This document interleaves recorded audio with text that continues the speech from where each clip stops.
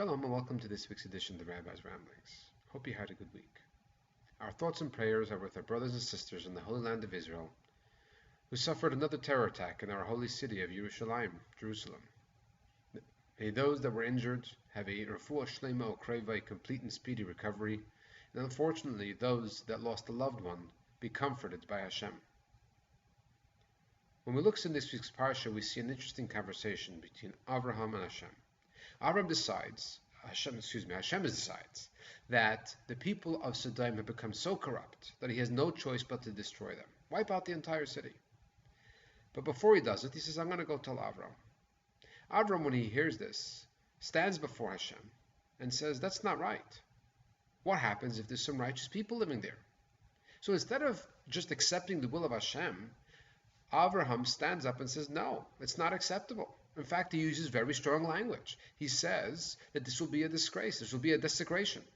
And how can the judge of all the lands commit such an injustice? Quite a fascinating conversation, in fact. And it serves as a profound lesson for us. That when we see events such as the one that happened in Israel this week, we aren't meant to be quiet about it.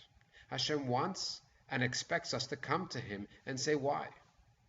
How can it be that there should be a loss of innocent life? How can it be that innocent people should be injured like that? It's not right. You have to change it. Hashem wants and expects us to come to him and scream out sincerely, Ad Masai. Until when? How much longer can this bitter exile continue? You need to bring us Mashiach, and you need to bring him today.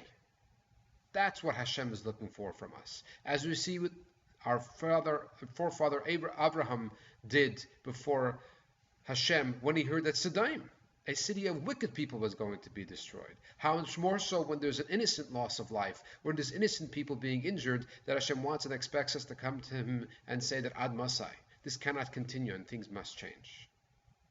And the thing is that we actually also have the power to bring about that change, because it is your one mitzvah that could potentially bring Mashiach today.